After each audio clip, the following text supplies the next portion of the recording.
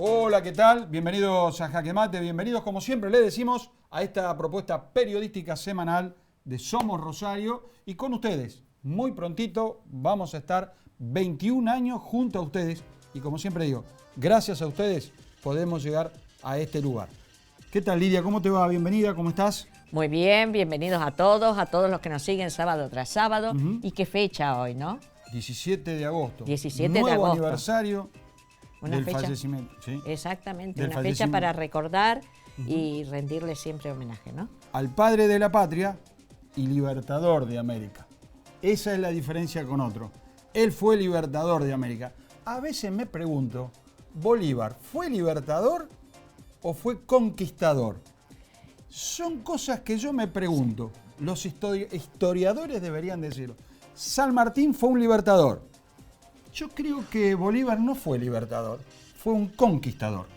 Puede ser, puede ser. Habría que rever toda la historia y empezar a habría que analizar cada parte. Lástima que no podíamos hablar con el general Santander, que lo mandó a fusilar, por ejemplo. Tampoco con otros que también. ¿Y por qué lo acompañaba siempre ese regimiento inglés o británico? Exactamente. Pregunta que yo siempre me hago. Cosa que San Martín no lo hacía. Jamás fue acompañado por otro que no sean sus granaderos. Exactamente. Bueno, hablando de sus granaderos, ¿qué tenemos hoy, Lidia? Hoy tenemos un programa, bueno, uno de los invitados que ya está presente es el coordinador general del Museo Conventual de San Lorenzo, Adrián Kapsarov. Tiene un apellido difícil, ya le vamos de a origen preguntar. búlgaro. Es de origen. De origen búlgaro. Bueno, nos va a contar qué hay allí, qué se puede ver, cuándo se puede visitar. Es algo realmente, las veces que hemos estado, es emocionante. Porque está acá nomás, 20, 25 minutos de Rosario. Exactamente. El que viene a visitar a Rosario tiene que ir a conocer el convento de San Lorenzo, porque es parte de la historia de la independencia de nuestro país. Es el único combate que hace San Martín en territorio Exactamente. En territorio y nacional. Pensar que hay chicos que no lo conocen, que no lo llevan, de escuelas que no lo llevan. Debería ser de obligación de primero a séptimo grado que los chicos vayan a conocer ese lugar. Y por el otro lado, vamos a tener al doctor Armando Perichón, ex director del Cudayo. Estuvo trabajando y mucho, ¿te acordás?, en la investigación del tema de la pandemia, ¿te acordás? Vos has sido una voluntaria. Sí. Has sido una voluntaria de ese tema. Él viene a hablar acá de la medicina que se viene. Imaginando la medicina del futuro. De una charla hace unas horas. Vamos a hablar con él. ¿Qué irá a pasar con nosotros, no? ¿Qué irá a pasar? ¿Qué importancia tendrá la inteligencia artificial? Por ejemplo, ¿habrá especialidades médicas que van a desaparecer? Porque la inteligencia artificial lo va a hacer. Pero vos sabés que la inteligencia artificial yo le tengo un poquito de, no miedo, pero sino, no sé. Vamos a charlar con él. ¿Sí? Y por el otro lado, lo estamos esperando y espero que ocurra, estamos esperando al rector de la Universidad Nacional de Rosario, el licenciado Franco Bartolacci. Con él quiero hablar dos cosas. Un tema es la situación financiera o la situación de desfinanciamiento que puede tener la Universidad Nacional de Rosario a partir de lo que ordenó hacer con toda la educación el presidente Javier Milei. Con él vamos a hablar de ese tema. Y por el otro lado, insisto con este tema y lo quiero charlar con él personalmente. ¿Por qué los extranjeros vienen a estudiar gratis a la Argentina? ¿Por qué los argentinos debemos pagarle graciosamente la educación universitaria a los extranjeros, mientras que nosotros, si vamos a sus países, tenemos que pagar? El solo hecho de ir a Brasil nada más, hacer una pasantía, hacer algo. Lo que fuere, esa inequidad que hay, ¿no? Esa inequidad. Para los argentinos está bien, pero los extranjeros, ¿por qué? Y aparte, también decir algo que mucho... ¿Puedo hablar? Los argentinos debemos seguir defendiendo la educación libre y gratuita. Gratuita. Los argentinos para los argentinos. Exactamente. Muchos no seríamos nada porque nuestros padres no podrían haber afrontado. Bueno, pero eso es gracias al decreto del entonces presidente Juan Domingo Perón del 20 de noviembre de 1949, cuando decreta la gratuidad de la universidad. Y de ahí nace... Mi amigo el doctor. Mi hijo el doctor. Mi hijo el doctor. Esa es la verdad histórica. No es del 18, es de 1949. Hasta el 49 se pagaba. Del 49 para adelante viene la gratuidad. Bueno, eso van a ser algunos de los temas que vamos a charlar. Obviamente lo estamos esperando al licenciado Bartolacci. Y por el otro lado, antes de irnos al corte, dos cosas. A ver, hacía tiempo que no hablaba de vos, pero lo voy a hacer. Pero lo voy a hacer no tuteándote, porque sos el presidente de los argentinos. El doctor Javier Milei, cuando era candidato, dijo, voy a lo dolarizar. No lo hizo. Mintió. Hasta ahora. O no cumplió. Voy a cerrar el Banco Central, accedo a la presidencia, cierro el Banco Central porque eso no sirve. El Banco Central está vivito y coleando y sigue. Dijo que iba a terminar con la inflación, porque la inflación. Tenemos inflación, una macroeconomía que no sé para qué sirve y un pueblo que está en proceso de recesión, en vía de depresión. Exacto. No invocaste una en estos 8 primeros meses. Ni una, toda. 4% de inflación. Dijiste que era facilísimo para vos. No lo hiciste. Y ahora nos enteramos que está al borde de querer cerrar el servicio ferroviario entre Cañada de Gómez y Rosario y Cañada de Gómez. El servicio ferroviario, no. Y también que está al borde del colapso, según Mogueta, que es el presidente de Trenes Argentinos, quieren cerrar también y están en vías de querer a ver cómo lo administran los trenes de larga distancia por el ferrocarril Mitre o la ex línea Mitre. Estoy hablando Retiro Rosario Córdoba, Retiro Rosario San Miguel de Tucumán. Más 90, más época del peronismo de Carlos Saúl Menem, no hay. No hay. Así que, si ocurre esto, lo único que nos quedaba era el retorno. En 1979 fueron los militares los que lo cerraron. Y en 1989 fue el mismo gobierno que lo cerró mintiendo sobre el Ferrobús. ¿Van a hacer lo mismo ahora con esto? ¿Nos presentamos? ¿Y sabe por qué? Con 30 segundos nada más. ¿Y sabe por qué lo hacen? Porque mienten. Porque acá en Rosario no hay talleres ferroviarios para atender las locomotoras cuando se rompen. Por ende, tienen que agarrar la que está funcionando. Porque no hay. ¿Porque lo cerraron a los talleres? Hay más talleres ferroviarios. Así que esa es la verdad de la milanesa. Pero no la quieren decir. ¿Nos presentamos? Adelante. Esto es Jaque Mate y así nos presentamos.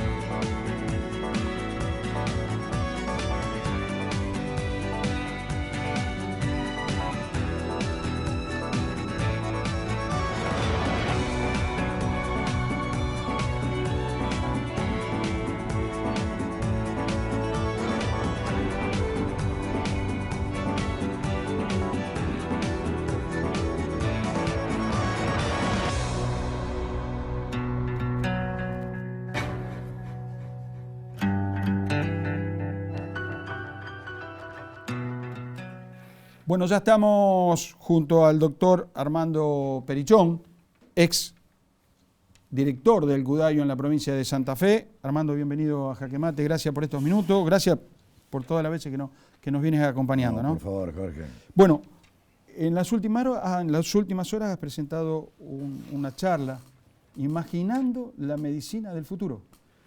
Sí, en realidad fue una charla que tuvimos el doctor Oscar Botazo, que lo recordarás, y el doctor Eduardo Secarelli. y decíamos, bueno, ya casi al borde de jubilarnos todos, ¿qué podíamos aportar para la facultad nuestra, para nuestra facultad de medicina, como último intento? Muchas de las cosas que vamos a hablar en esto, antes de ayer empezó la primera jornada, van a ser 8 jornadas en total, con distintos temas. Lo que queremos es dejarle a la facultad y sobre todo a los alumnos una mirada nuestra de los últimos adelantos que hay en la medicina, porque en realidad nosotros no lo vamos a usar, seguramente ellos sí, y hay desafíos y hay debates. Vos hablabas recién de la gratuidad de la universidad, es un gran debate para los extranjeros. Es un gran debate que me parece que no estamos asumiendo como tenemos que asumirlo. La medicina se va modificando. Yo siempre tomo este ejemplo. En el mundo, en la Argentina debatimos los derechos de tercera generación. Sí. Y el mundo está debatiendo los derechos de cuarta generación, que son los derechos que se desprenden de todos los adelantos tecnológicos a partir del proyecto Genoma Humano. Hoy los adelantos son increíbles. ¿Por ejemplo? Por ejemplo, Estados Unidos y algunos países escandinavos, a partir de una mancha de sangre y a través de una serie de perfiles genéticos, pueden saber la cara de la mancha, el rostro de la mancha, le dicen ellos. ¿Por qué? Porque de la misma manera que vos te parecés a tu papá y a tu mamá. ¿Y por qué? Porque están en los genes que te parezcan. Bueno, ellos han podido mapear esos genes de los ángulos de la cara, del color de pelo, del color de los ojos, del color de la piel, de la biografía, de dónde viene ese ancestro, y a través de los genes, después con la inteligencia artificial te construyen lo que sería un retrato hablado, como se hace habitualmente. Y hay un caso muy paradigmático en Estados Unidos donde recogen un resto, tenían la foto de ese supuesto resto y después la comparan con el que habían hecho por estas tecnologías. Obviamente falta todavía para que se pueda usar en forma, digamos, rutinaria, pero eso son cosas que son de ciencia ficción, ¿no? La inteligencia artificial, dentro de esos avances, en el futuro, yo decía, ¿qué especialidades va a sacar y qué especialidades van a quedar? No, yo no creo en eso de que se saquen especialidades. Yo creo que la información que puede manejar a través de los Big Data son totalmente diferentes a los que podemos nosotros como investigadores poder utilizar. Hace poco se publicó un artículo donde toman una decisión de una investigación que tenía que ver con el COVID y las alteraciones cardiovasculares del COVID durante la epidemia, y toman el análisis de 46 millones de datos. ¿Cómo haríamos nosotros para juntar? Eso es imposible. O sea que es una herramienta más que vamos a usar todos para cambiar y para mirar de otra manera muchas cosas. Por ejemplo, hay películas futuristas en que hablan de que la inteligencia artificial es la que opera, dándole las indicaciones. El robot Da Vinci que se usa en todo el mundo, lo tenemos en la Argentina, que a partir de cierta programación que el cirujano hace, el robot de forma automática ayuda, pero siempre está la decisión del ser humano, del hombre. Claro. Siempre está, para el uso o para el mal uso de este tipo de herramientas. Y es un debate que no veo que se esté discutiendo en la Argentina, cómo se van a usar estas herramientas, ¿no? Claro. Y creo que es un profundo debate. Nosotros tenemos una abogada que es especialista en derecho del genoma humano, que va a hablar justamente de cuáles son. Fíjate vos que la privacidad, la discriminación que se puede hacer con estas herramientas son muy fuertes, ¿no? Pregunta desde la profana ignorancia. Digo, a ver, vos hablabas del genoma humano. En algún momento alguien va a decir, che, yo quiero un hijo de ojos celeste. Está clarísimo eso. Sí, claro. Rubio, claro, alto, claro. Bien blanco. No sé cuántos años, pero muy pocos. ¿Faltan para eso? Sí, falta, pero ahora, se puede. Desde la deontología de la medicina. Bueno, no veo que se debata. No veo que se debata. Vos fíjate, hay un investigador rosarino, que a veces no olvidamos, la calidad que tiene la investigación en estas áreas en Rosario, va a hablar de edición génica, que es lo que se llama CRISPR en el mundo, o SNP, que es cortar genes y cambiar un pedacito, pero un pedazo minúsculo del gen para evitar una enfermedad, pero también te sirve para diseñar lo que vos querés. Hace poco tiempo yo estuve hablando con alguien que dijo de que hay algunas enfermedades que se van a poder ver a partir, se van a poder proyectar. El niño nace, le van a hacer algunos estudios y van a poder proyectar que ese niño qué enfermedades va a poder tener y qué trabajo no va a poder realizar. ¿Y ese niño querrá saber qué enfermedad va a tener? La pregunta del debate es esa. Claro. ¿Por qué? ¿Los padres van a decidir por los niños? O sea, yo creo que estamos frente a un cambio de paradigma, pero siempre tratando por todos los medios de preservar la mirada humana de esta historia, ¿no? Además yo decía, a ver, cuando la inteligencia artificial, el Da Vinci, como bien decís vos, está trabajando. Sí, que en realidad no trabaja el Da Vinci, ¿no? Trabaja el ser humano. Trabaja el ser humano porque fue el que programó la cirugía al robot. Claro, pero tiene que estar el ser humano presente. Por supuesto que están.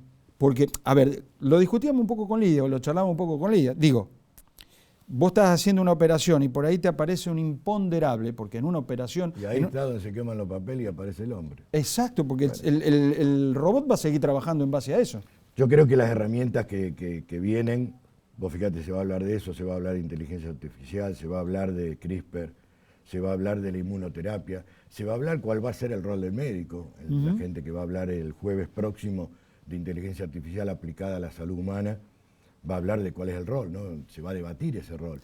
Por eso nos pareció que era importante esto en la Facultad de Medicina poder incorporarlo. Digo esto de la inteligencia artificial porque ya hay algunos avances, por ejemplo, que dicen, a ver, yo llamo por teléfono, me atiende alguien, lo vas a ver por pantalla, pero con la inteligencia artificial no sabes si lo que te está hablando o con quien vos está hablando es realmente un ser humano o es algo virtual. Y vos le estás diciendo, mire, me duele acá, me duele allá, tengo fiebre, y te va a decir, mire, vaya tal cosa, tome tal otra.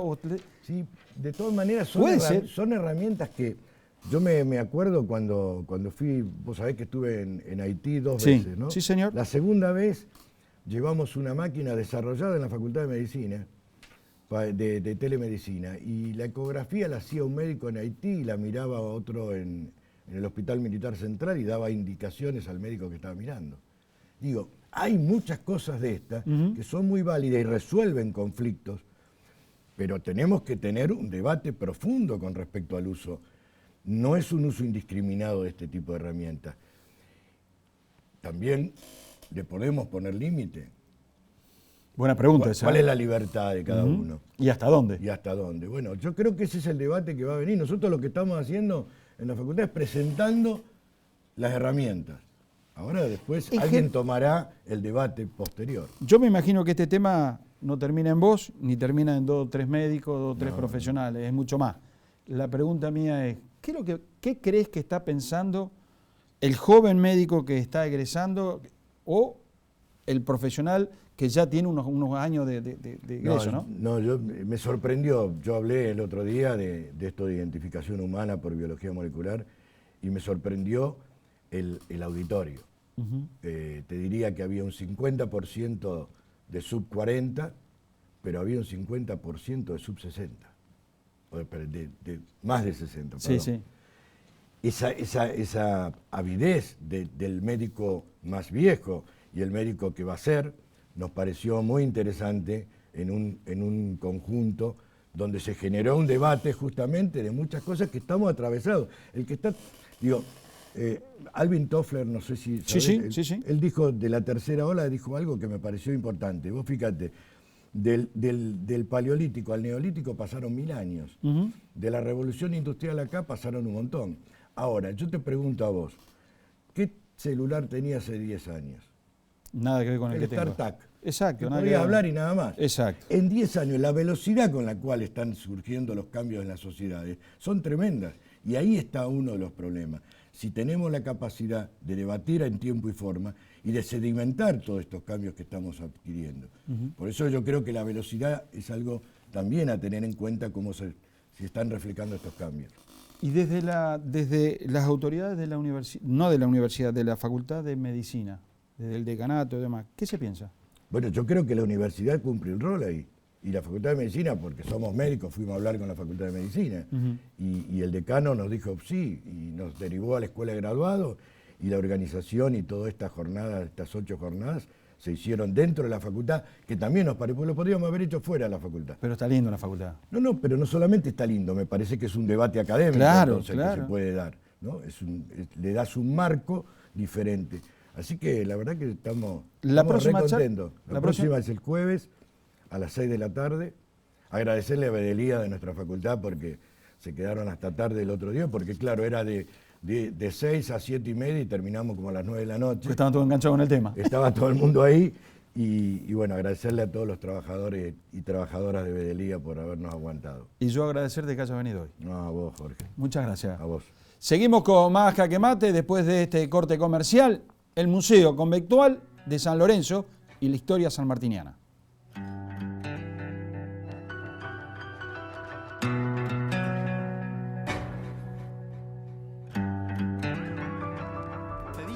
Personal para lo que vos quieras.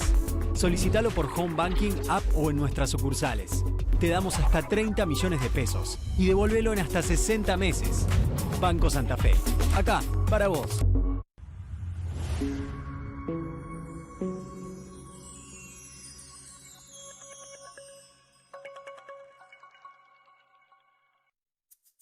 En este mes de las infancias, vení a Villa Gobernador Galvez a disfrutar de la Granja del Parque.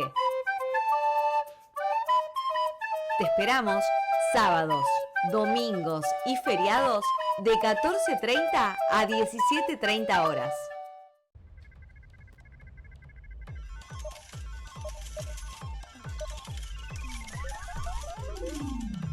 ¿Todo bien? Apostar nunca es un juego. Rompe el silencio. Pedí ayuda. Escuchamos y debatimos propuestas de la gente, construyendo desde el diálogo. Más allá de nuestras diferencias, una sociedad mejor. Todas las voces son necesarias para una Santa Fe que incluya con las mismas oportunidades y derechos. Todas las voces, una misma provincia. Cámara de Diputadas y Diputados de la provincia de Santa Fe.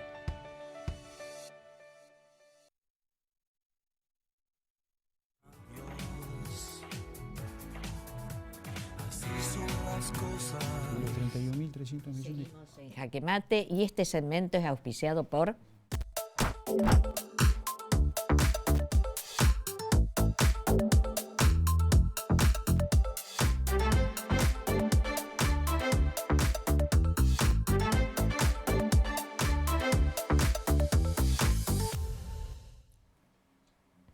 Bueno, y aquí estamos en Jaque Mate, 17 de agosto, y qué mejor para hablar un poco de San Martín, que estoy con el coordinador general del Museo Conventual de San Lorenzo, el señor Adrián. Ahí el apellido, ahí estamos, Kapsarov, ¿lo dije bien? Perfecto. Bárbaro, bueno. Bueno, un gusto. Qué misión tener el convento, el lugar donde estuvo San Martín, donde hizo su única batalla. Es una emoción inagotable. Me imagino.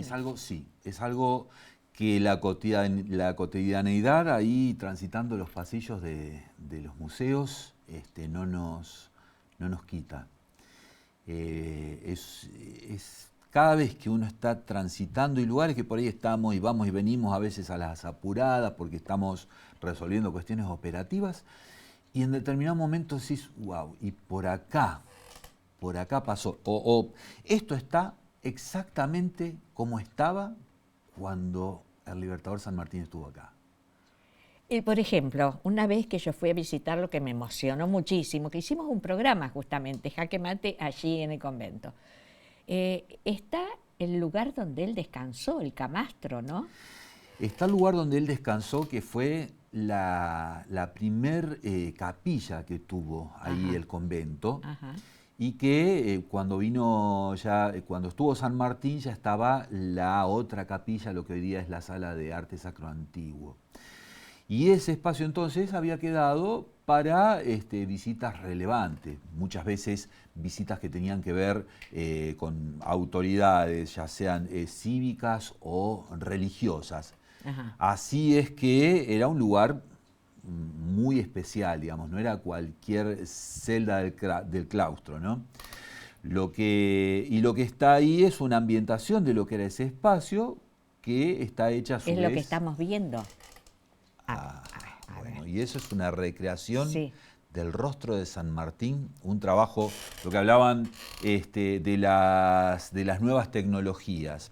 El realizador Ramiro Guiliazza hizo todo un trabajo que el año pasado lo presentamos en el museo justamente para el mes de San Martín, porque en San Lorenzo todo el mes de agosto es el mes sanmartiniano. Claro, sí. Y presentamos una muestra en la cual, a partir de la única fotografía que hay del general San Martín, que es el famoso daguerrotipo, esa imagen ovalada pequeña de la que se tomó referencia para los billetes, el San Martín viejo de los billetes. Claro. Bueno, a partir de esa fotografía realiza todo un trabajo de extrapolación y de ir corriendo por el tiempo el rostro de San Martín, como había ido variando. Entonces hace una muestra donde toma desde que San Martín era un bebé hasta sus últimos días en Boulogne-sur-Mer. ¿Y eso se ve allí? ¿Está? Eso estuvo en una muestra temporaria el año pasado y esa muestra está recorriendo el país. Es maravillosa. Y también nos hace tomar conciencia de estas cosas. Cuando San Martín estuvo en San Lorenzo tenía 33 años. Uno es esta cosa, no sé, al tomarlo de alguna manera como esto, como el padre de la patria, uno siempre se lo imagina como alguien... Un señor mayor. Sí, exactamente. Exacto. Y en realidad San Martín tenía 33 años y su salvador, el sargento póstumo, el sargento Cabral, tenía 24 años. Y por ahí cuando uno toma contacto con esos datos, entonces se torna sumamente conmovedor. Es muy, muy conmovedor realmente. Es hacer contacto con estos seres que los hemos visto en el mármol, en el bronce. Exacto. Y de pronto ver ese perfil humano. El hecho de saber que la vanguardia de ese ejército, cuando el combate de San Lorenzo, iban con lanzas. O sea que era cuerpo a cuerpo. Cuerpo a cuerpo, 60 contra 250. Lanzas contra fusiles y cañones. O sea, pero bueno, no es que no era un escuadrón suicida, sino que realmente era una estrategia maravillosa desplegada por San Martín, en la cual entran desplegando así, imagínense, febrero, con el calorón, con la polvareda. Exacto. Y ellos como distanciados, entonces parecían realmente una enormidad de soldados que venían. Un batallón. A caballo, que era otro de los puntos que tampoco tenían previsto, porque hasta el momento las luchas eran infantería contra infantería. Claro. Y entonces realmente los impactaron, empezaron a tirar a una distancia que era todavía fuera del alcance. Y por eso pueden ellos llegar a esa primera confrontación con lanzas y después, por supuesto, con fusiles, con sables. Ahora, todas esas cosas que se conservan ahí en el convento, digamos, que se pueden ver, se pueden visitar, van chicos de escuela, porque eso sería lo fundamental, que los chicos, que los jóvenes, no solamente los chicos, los jóvenes entiendan cuánto fue el sacrificio de esos hombres, ¿no? Totalmente. En realidad lo que inicialmente era el Museo Conventual se convirtió en un espacio muchísimo más amplio que es el complejo museológico, que digamos, para que se ubique en el Museo Conventual está al lado del Campo de la Gloria, digamos, está mirando hacia el río Paraná. Sí. A espaldas del Museo Conventual está todo el complejo museológico que se inauguró en el 2008 y que sumó una cantidad de espacios, entre espacios educativos, arrancan desde la paleontología hasta el espacio de la memoria. Es un rango importante. Sí, por supuesto. Y la temática sanmartiniana sigue siendo, digamos, el eje de lo que fue todo esto, de la trascendencia, ¿no? de esas horas de San Martín en ese único combate en suelo argentino. ¿Qué habrá estado pensando ese hombre ahí, de 33 años? 33 años. Sí. ¿Cómo diagramó ese avance?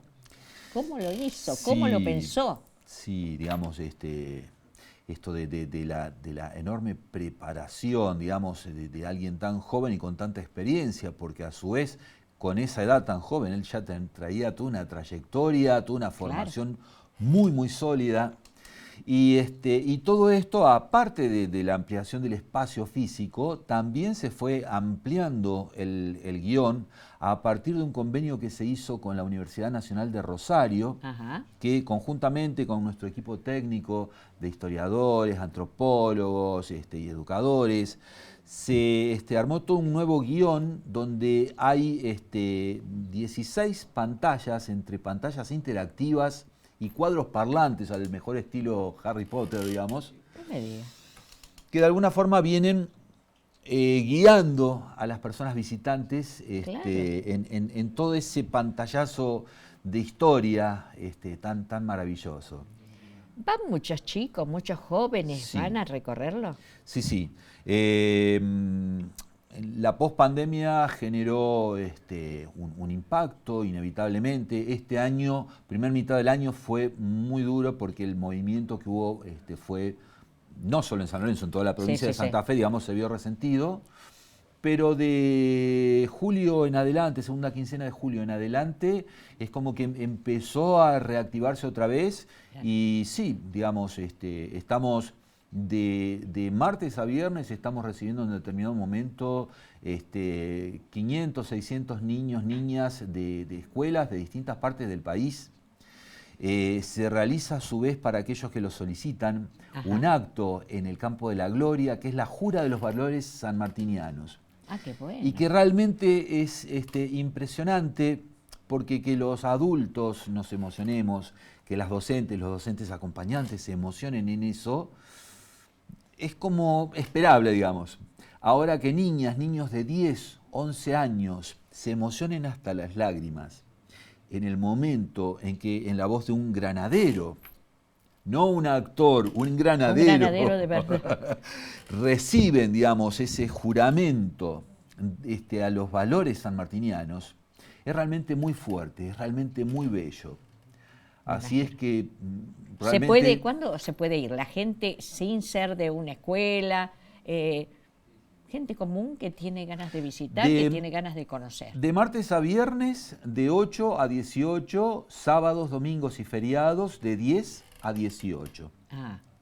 Y realmente es un recorrido muy bello, digamos que el recorrido completo, digamos, pues se puede hacer por partes también, pero para hacer el recorrido completo tienen para 2 horas cómodas de recorrer en algo que a su vez no cansa. Hay un espacio donde hay 2 islas de realidad virtual, donde las personas utilizando los óculos, ¿no? Esto que se utiliza también para los juegos, pueden tener una visión 360 grados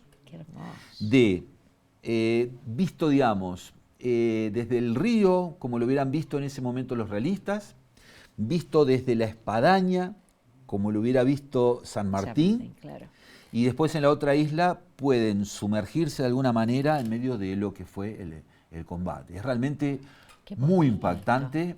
Y también es sorprendente ver a niñas, niños sorprenderse, pero ver también a personas adultas mayores que realmente uno los ve que se convierten otra vez en niños. Cuando están viendo todo eso es maravilloso. Así es que es un poco esto, los museos dejaron de ser el lugar sacrosanto. Exacto, que no se puede hablar, que no se puede... Y pasó a ser un espacio amigable, pasó a ser un espacio que entra en diálogo con los visitantes. Y el Museo Conventual tiene esta particularidad, que cuando uno ya ingresa en el museo, ya es como que uno entra en diálogo con ese espacio porque es mágico. Me imagino. Ahora, el ingreso al convento, ¿por dónde es? Se sigue haciendo por el Museo Conventual, se hace todo el recorrido del Museo Conventual y después por dentro hay un pasillo conector que lleva hacia el otro espacio donde está el Museo de Historia Regional, donde está la Sala de los Árboles Históricos y donde hay un espacio de dioramas, o sea, maquetas con un espectáculo de luz y sonido que va enfocando distintas escenas, distintos momentos de la historia de San Martín. ¿Y el famoso pino? Y el famoso pino murió en 2012 con la gran tormenta de piedras que hubo. Los pinos tienen la particularidad de que cuando la piedra los golpea, no recuperan circulación, digamos, de ese lado. Y en esto, como a su vez fueron vientos huracanados, recibió golpes de todos lados el pino. Y pocos días después murió, pero dejó un hijuelo. Ah, bueno. Increíble, sí, increíble. Ya unos años antes de que muriera el pino histórico, de sus propias raíces surgieron 2 hijuelos, de los cuales primero, los 2 lo revitalizaron. En los últimos años el pino estaba otra vez teniendo un follaje más importante. Y cuando murió el pino, quedó uno de los hijuelos que en este momento sigue y sigue muy bien. Hay un ingeniero agrónomo, el ingeniero Coniglio, que es el que se encarga de la curatela, no solo del hijuelo, sino de los restos del mismo pino, con todo un trabajo maravilloso para poder conservar lo que queda del pino y que haya otras personas que puedan acercarse. Realmente qué importante eso, y qué bueno sería que hubiese quedado un hijuelo de San Martín para que tener gente Sí, yo creo que todos tenemos que ser hijuelos de San Martín. Que cualquier persona que toma realmente un contacto, que conoce, no puede dejar de valorar lo que fue la epopeya de nuestros héroes, de San Martín, de Belgrano, de Güemes, del brigadier Estanislao López, tan ninguneado, digamos, en una historia tan centralista, ¿no? tan focalizada en Buenos Aires, ¿no? Sí, olvidado sin el resto. Así es. Bueno, le agradezco que haya estado aquí y vamos a pasar, yo creo, a visitarlo. Pero cuando quieran, claro que sí, serán muy bienvenidos. Bueno, muchísimas gracias por haber estado aquí. Gracias a ustedes por difundir. Ahora vamos a un corte comercial y no se vayan, que hay más Jaque Mate.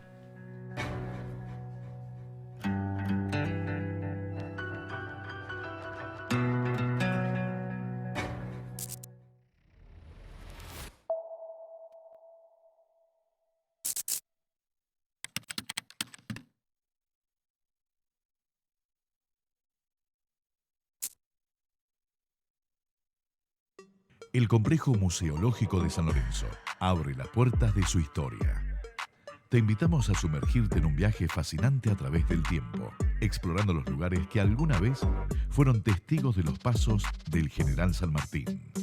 No te pierdas esta oportunidad única de descubrir el tesoro mejor guardado de la historia argentina.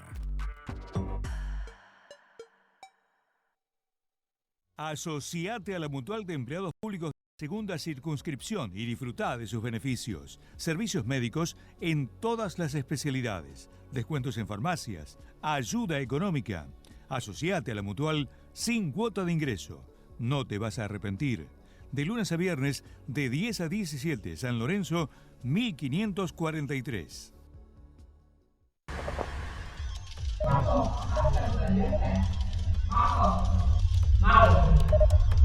Marcos, ¿pagaste la cuota del viaje? Apostar nunca es un juego. Rompe el silencio. Pedí ayuda. Pedí tu préstamo personal para lo que vos quieras. Solicítalo por Home Banking, app o en nuestras sucursales. Te damos hasta 30 millones de pesos y devolvelo en hasta 60 meses. Banco Santa Fe. Acá, para vos. Chelas Ópticas. Desde 1887, siempre primera en innovación. Peatonal Córdoba, 1077. Teléfono 449-5080.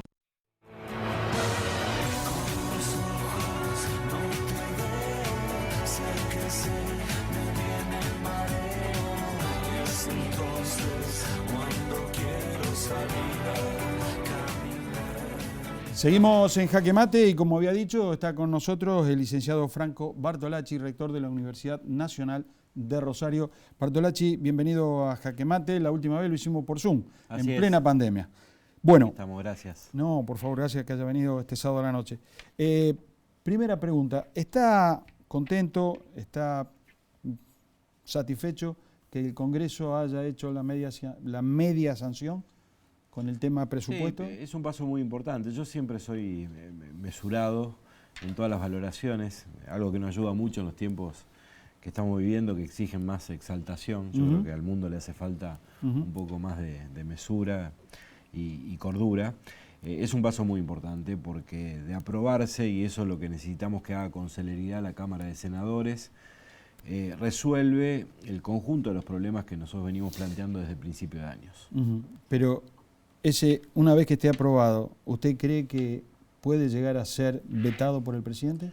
Bueno, las autoridades nacionales deberán decir qué es lo que quieren hacer con esa ley, en cuyo caso el Congreso también tendrá su última palabra respecto de lo que se haga. Creo que las condiciones que se generan de aprobarse una ley de esas características son distintas y permiten pensar una solución a un problema que necesitamos cerrar. La verdad que... ¿Cómo está hoy la universidad, económicamente hablando? Nosotros estamos con gastos de funcionamiento, que fue el problema que planteamos durante todo el año, resueltos. Quiero decir, no hay holgura. Sí pudimos obtener, sobre todo después de la movilización extraordinaria de la sociedad argentina, en abril, los recursos necesarios para poder llegar a diciembre con previsibilidad. Los gastos de funcionamiento es todo lo que hacemos más allá del pago de salario, pero es el 5% nada más del total del presupuesto del sistema universitario y de cada universidad. El otro 95% es salario de personal docente y personal no docente. Y ahí es donde tenemos el problema. Es una ecuación muy fuerte. Sí, el ideal está establecido en una relación 85-15. Claro. Nosotros estábamos acercándonos hace 3 años atrás a esa relación. Luego la situación económica, cuando hubo incremento sistemático de la paritaria y no se acompañó con el incremento de gasto de funcionamiento, hizo que se vuelva a distorsionar esa Aparte, relación. Tengo entendido, corríjame si no es así, de que hay profesores, docentes universitarios que ganan muy por debajo de la línea de la canasta. Para que tengas una idea, es la situación salarial más crítica de los últimos 40 años. Casi el 50% del personal docente y no docente de las universidades cobra un salario por debajo de la línea de pobreza. Hay un desfasaje de alrededor del 45% entre los incrementos otorgados de noviembre a julio de este año y la inflación en el mismo periodo de tiempo. Y un docente inicial en la categoría más baja cobra algo más que 200.000 pesos. Nada. Un trabajador no docente, los no docentes son los que mantienen en funcionamiento la universidad, algo tan importante como eso, inicial está por encima de los 450.000 pesos.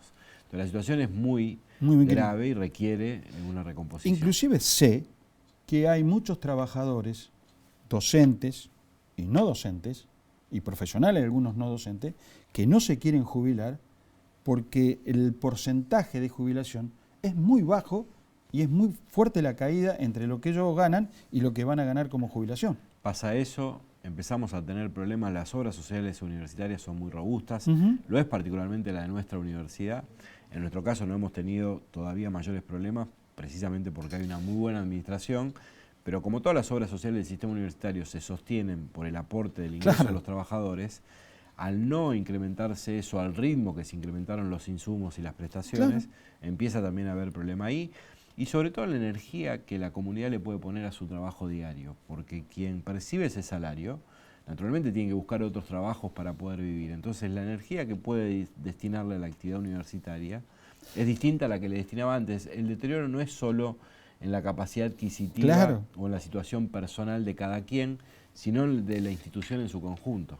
Desde lo profano, de lo desconocido.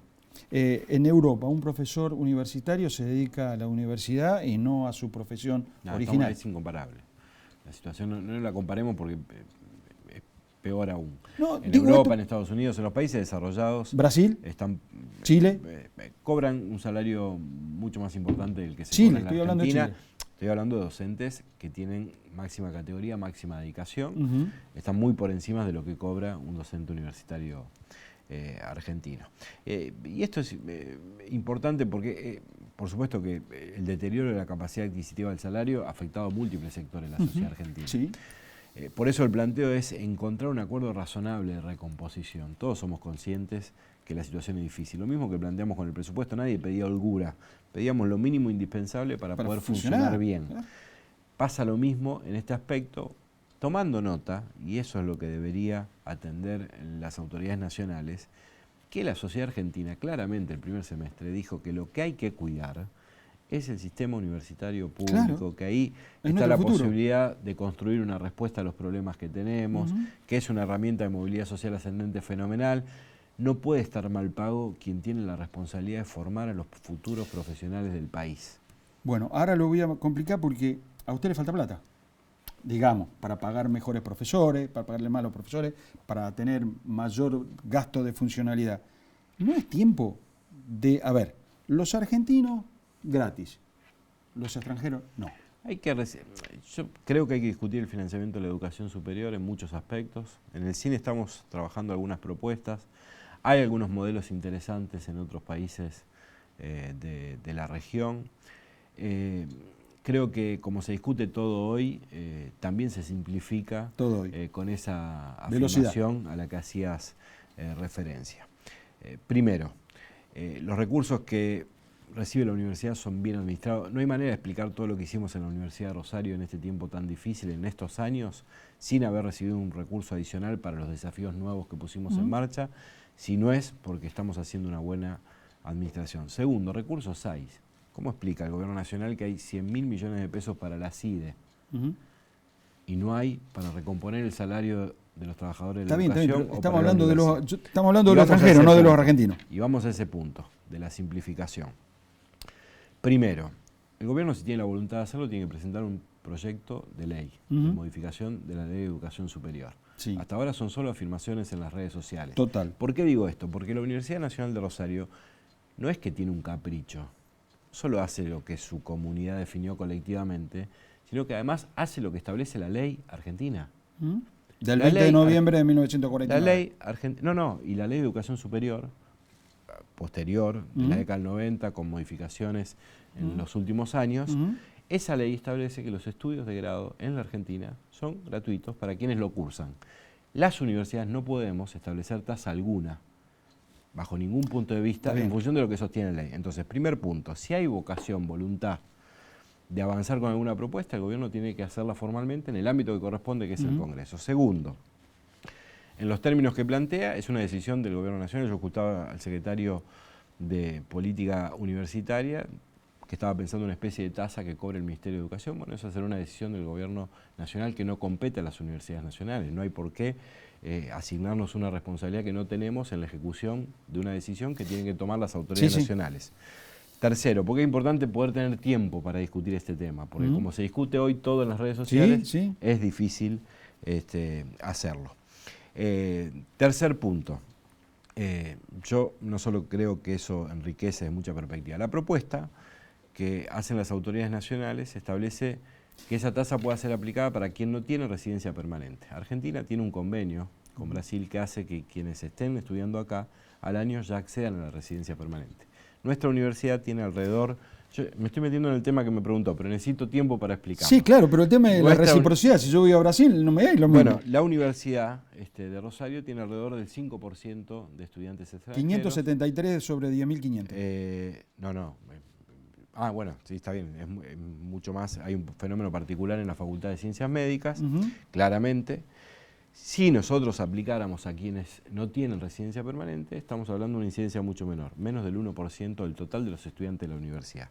Se pueden discutir todos los mecanismos. Ahora, el argumento de que podemos solucionar los problemas presupuestarios o que podemos solventar las cosas que no se pueden solventar, cobrándole a menos del 1% de los estudiantes una tasa, es falso. Segundo, hay un estudio económico del Observatorio de nuestra universidad que indica que más del 60% del total del presupuesto anual de la Universidad Nacional de Rosario le vuelve a la ciudad de Rosario, por lo que invierten esos estudiantes que vienen a estudiar a nuestra ciudad. Pero no la universidad.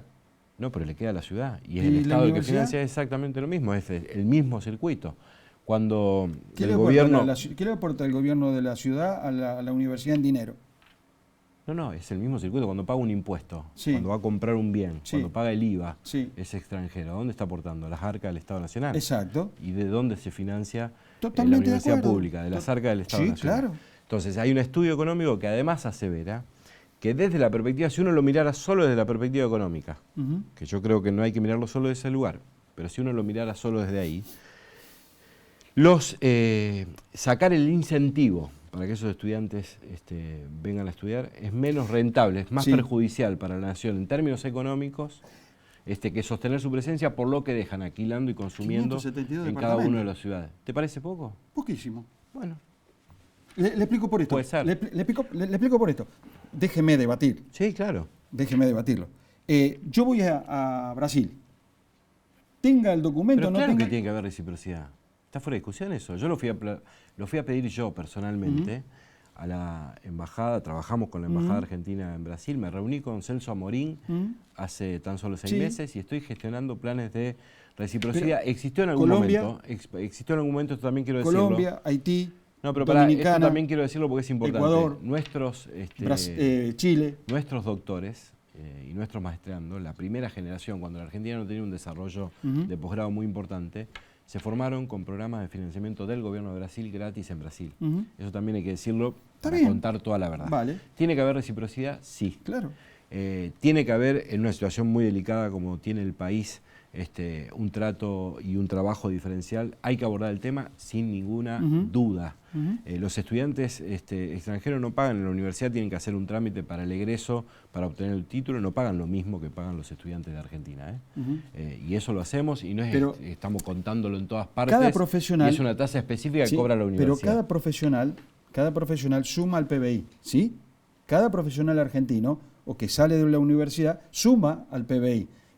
Cada extranjero que compra algo en la nación también suma También al sí, PBI. pero ese extranjero que se termina de recibir de médico, yo lo que digo que no se queda en Argentina 5 años, 6 años a trabajar. No, depende de los casos, hay de todo. Se va a su país. Hay de todo, depende de los casos. Mire, yo he hablado con varios chilenos y le he planteado eso. Me dice, ¿por qué? Eso va en contra de la libertad. El focus group no es con quien uno habla, porque yo también estuve con mi padre internado y las enfermeras que lo atendían eran estudiantes que vinieron de Brasil y que después se quedaron en la Argentina y están trabajando hoy en hospitales. Me parece perfecto.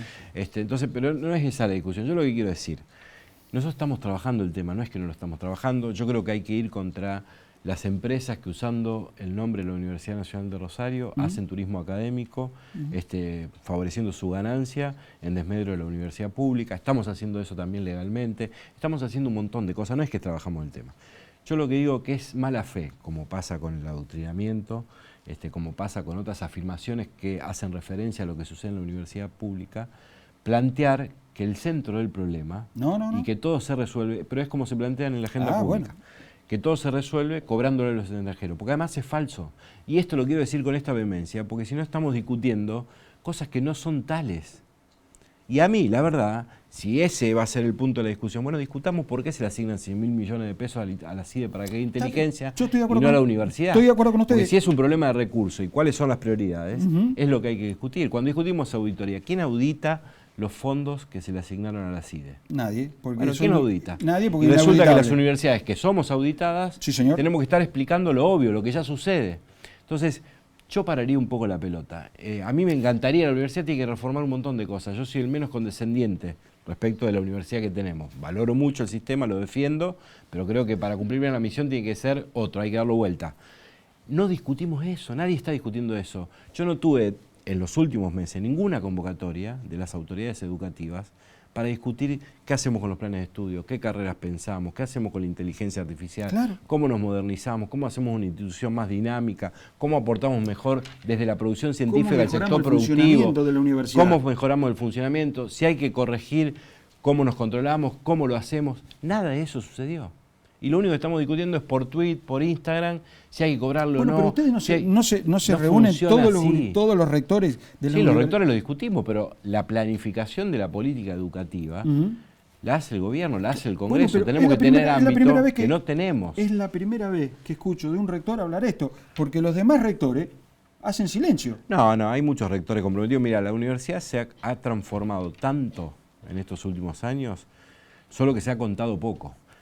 ¿Es suficiente? De ninguna manera. Faltan hacer muchísimas cosas y nosotros estamos haciendo un montón. A veces también nos pasa que en los medios cuesta que estos temas cobren centralidad. Claro, tienen que cobrar centralidad. Porque vende más, entre comillas, en términos de que genera más atención, otro tipo de discusiones. Por eso yo creo que hay que poner cada cosa en su lugar. Hay que atender el tema de los extranjeros sin dudas. Sin duda, nadie es necio para pensar que no tiene que ser así. Ahora, sí quiero decir claramente que no está ahí la raíz del problema, ni está ahí la posibilidad de solucionarlo. No, pero sería un ingreso a $300. Es que lo hacen. A $300. Pero vos pensás que, ¿y por qué suponés que cuando vos pones una tasa van a seguir viniendo la misma cantidad que vienen hoy? Eso pasa lo mismo en cualquier lado. Vos podés ir a un lugar que es gratis y si te ponen una tasa, dejás de ir y elegís otro lugar. Entonces, no hagamos ecuaciones que son falsas. La gente que estudia economía ya señaló claramente que el desincentivo a que vengan es más perjudicial en términos económicos que lo hagan. ¿Hay que discutir otras cosas? Sí, da para mucho. Franco, le agradezco mucho que haya venido y me haya permitido debatir. No, a mí me gusta hacerlo además. Siempre me enriquece. Gracias. Vamos a un corte comercial y la despedida de este programa 977 de Jaque Mate.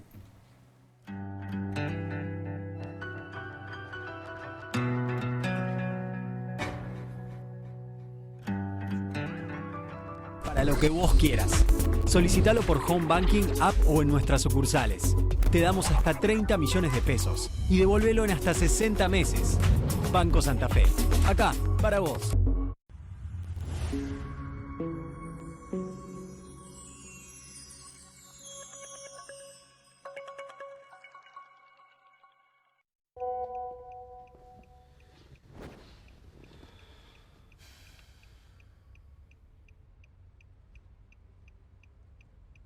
¿Hablamos? Apostar nunca es un juego. Rompe el silencio. Pedí ayuda.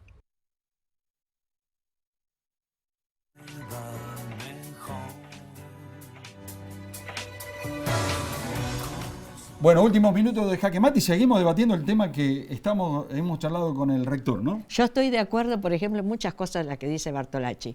Por ejemplo, hay un médico muy conocido aquí de Rosario que vino del extranjero, estudió en Rosario, y se graduó, y no solo eso, sino que dio hijos que siguen su profesión. El doctor Chumpitaz. Exactamente. Pero claro que sí. Exactamente. Hay muchos casos de eso. Igual es un tema apasionante. A mí me encanta intercambiar. Les agradezco la posibilidad también de dedicarle tiempo, porque a veces lo que no se puede hacer en los medios es discutir con argumentos y fundamentos qué es lo que le falta a la Argentina y al mundo que estamos viviendo. Le agradecemos mucho, Franco. Un placer. Gracias.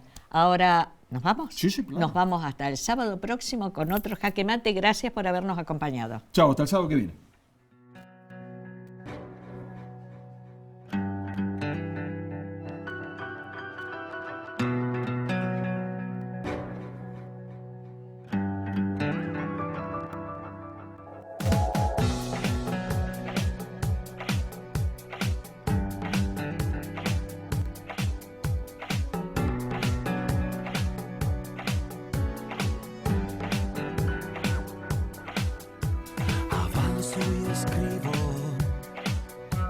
Decido un camino, las ganas que quedan se marchan con vos. Se apaga el deseo, ya no me entrevero, y hablar es lo que se me va mejor.